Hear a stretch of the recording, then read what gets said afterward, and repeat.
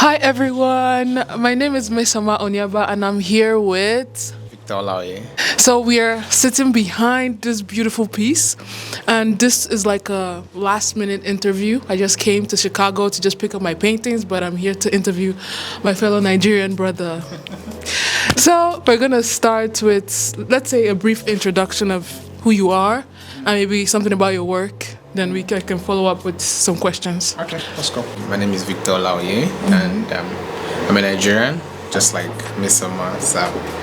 And I think we just kind of connected based on wanting to meet fellow Nigerians like myself in Chicago. And about this piece, like, what's the theme of this piece? So actually this piece is something that I'm still figuring out even after I painted it. I think I stayed up last night and I was thinking about the title of the piece, and I think I titled it Two Vast and Trunkless Leg. Wow. So it is reference to a poem titled Ozymandiaz. And the whole idea of the poem is that nature always take over whatever humanity has built. Nature always captures everything at the end of the day. So the idea of the poem was a king in Egypt, Ozymandiaz, who built empires and all of that, and was like, his kingdom is going to reign forever. He's the mighty and the king of kings and lord of lords. So now what is left of the king and his legacy is the ruins of his feet and his fallen face in the desert. And it's still incomplete, right? I think it's complete. Yeah, it looks complete to me. Yeah. It's really good, and I love this part. Yeah. This is the most part that like attracted me. Like, that's what is nice. this about? And it's like a chicken, right? Yes, it is actually. The plants that I painted is actually an image of a farm that I planted the trees myself when I was young. Wow. Yes. So we had this banana farm in my dad's house that when we were younger, there's particular number of trees that I must plant myself.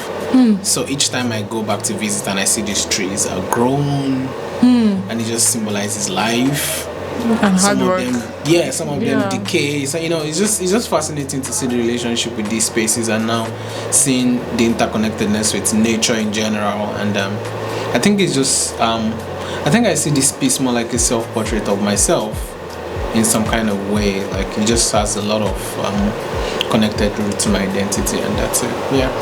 That's really amazing. And you recently started schooling at the Art Institute of Chicago, right? It's like a or interdisciplinary. Program, yeah. So are you just gonna stick with painting, or are you gonna expand? Of course not. I think presently I'm doing some experimentation with the fiber from this particular plant, and That's really cool. Did you bring it here? yes, I did. That's cool. Some of that. So I'm currently working with some of the professors in fiber department to be able That's to figure really out cool. how to be able to utilize the material. That's one of the beauty of SCIC. It's very broad, like crossbreeding, but sometimes I feel like because there's a lot of opportunities, it can be a little overwhelming. Be careful not to lose yourself. Exactly. Pick things that work right with you. Exactly. It's easy to get lost in an institution like this because there's a lot of things to see and there's a lot of things to do. And you are the one that is going to guide the idea of your experience in SCIC or any institution. So even if you are not known, or like we are in the same program, or we are the same advisors, we are definitely not going to have the same experience. And how do you feel about people stealing your ideas? Do you believe in that? The only way that I feel like I can respond to that is that there are some things in the world that when you do, it's sort of merged with your own identity in some kind of way. If your ideas are easily stealable, I think it's a pointer to work more on it. That is what I believe, because I've experienced this a couple of times. So even if the person tries to copy or the person tries to steal what I'm doing, it's just not authentic enough. You understand what I'm trying to say? So for example, An artist that inspires me a lot is Mark Bradford. He uses end paper, which is one of the materials used to palm air. So how he is able to use the material in a different way. And of course, the material is very accessible. Anybody can use it, but nobody can use it like Mark Bradford. So that is where your idea becomes unstealable. That makes sense. Yeah, so that is my own way of looking at it, that if my idea is stealable, that means I need to work more on what I'm trying to do. I feel like what I'm just trying to resolve with that is that get it to a point that my identity is so woven into the idea of what I'm doing that even when somebody else tries to copy, you know it's not authentic. Even if somebody else tries to do it, it just can't work. That's the way I think. That makes sense. Yeah. And how do you feel about art being famous for just your name and not really how valuable your art is? How do you feel about that? Like, some people, they value what the art is. Like, when they go to a museum, they say, I love this painting.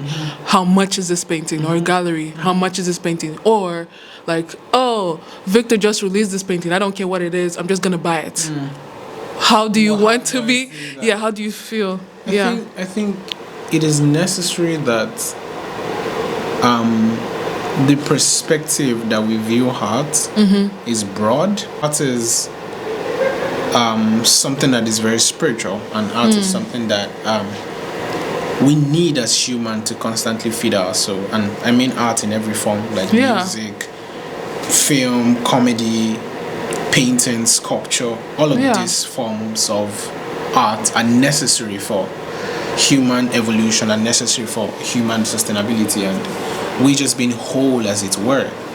But then in some form and shape, right from when we look at it in historical context, art has always been symbolic with status and value. That's amazing. And did you go to school in Nigeria for arts? And like, what got your name out there? Like, how did you come about? I think I would say that I'm still very much a margin artist. Yeah, and, for sure.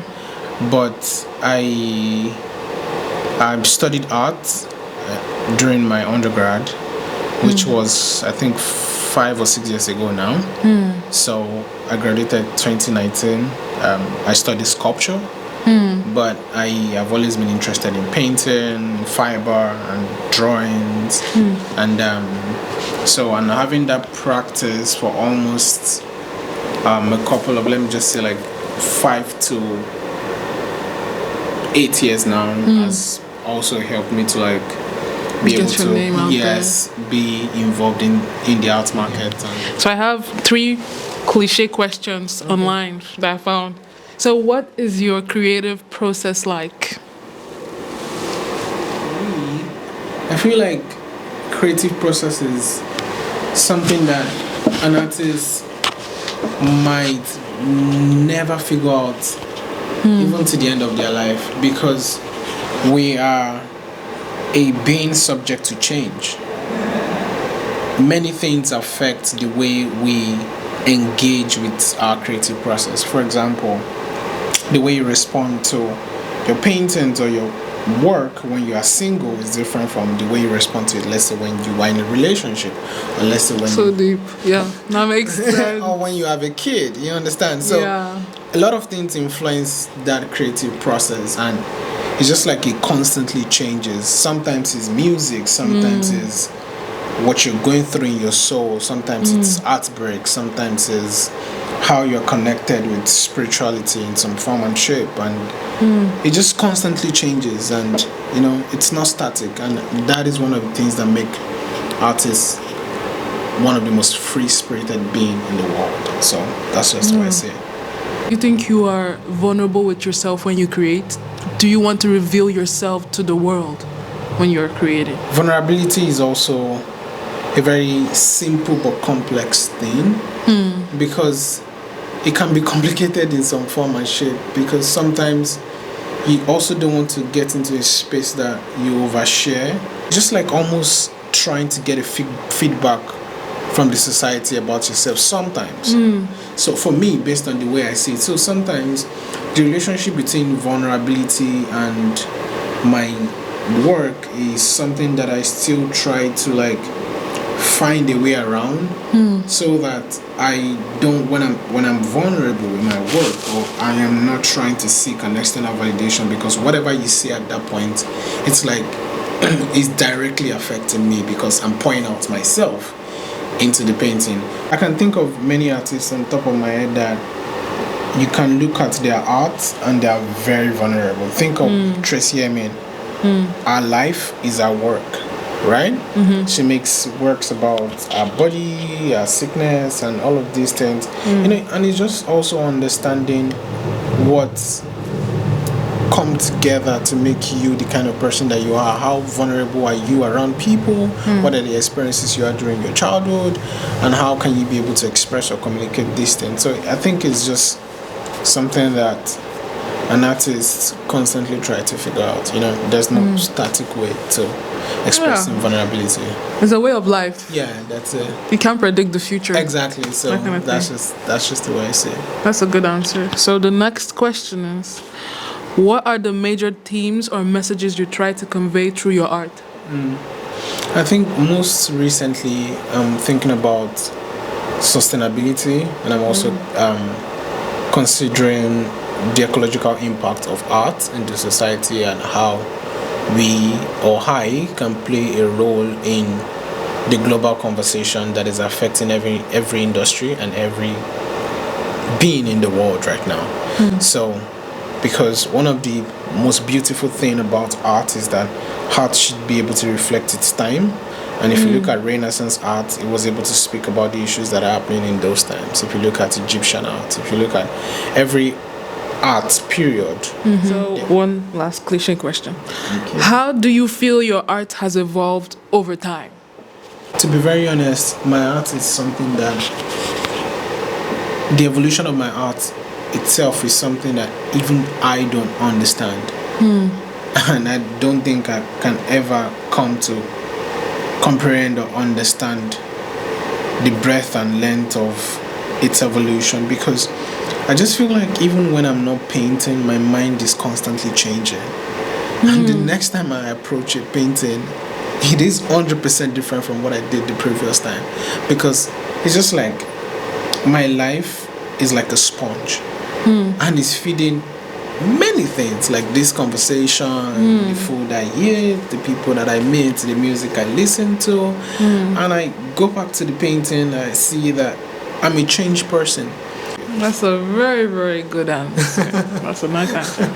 So what advice would you give emerging artists, or how to even get your name out there? What advice do you give to people kind of struggling? I think that, like I said, that I'm also a very much early career artist, and I'm a very emerging artist, and I wouldn't consider myself a professional in understanding, understanding the nitty-gritty of how an artist should go about his career, because someone just particular and interested in kids, are we going to say they should stop making art as well? Or people that do art to heal people, I mean therapeutic art and all of these things, are we going to say that no, stop it, go to Gagosian or something? So like, people measure success from their different perspective, but let's put in context for the sake of commercial success. I think being an artist, especially in this age and time, it's a lot of responsibility, because getting materials as an artist is expensive.